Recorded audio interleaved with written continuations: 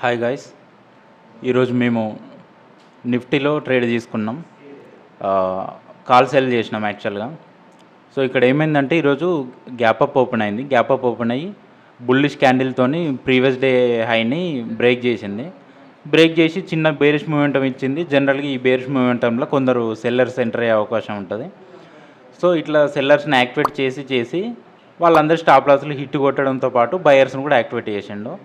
So ఈ బయర్స్ని activate చేసిన తర్వాత వాళ్ళ స్టాప్ లాస్లు కింద క్రియేట్ అవుతాయి కాబట్టి బేరీ సైడ్ వస్తాడు అని సో ఇక్కడ షార్ట్ పొజిషన్ వేయడం జరిగింది అరౌండ్ ఈ ఏరియాలో.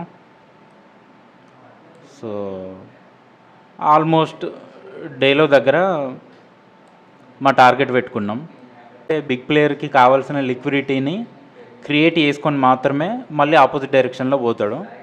సో అంతే తప్ప డే హై బ్రేక్ అయితే పైకి వేస్తా, డేలో బ్రేక్ అయితే కిందికి వేస్తా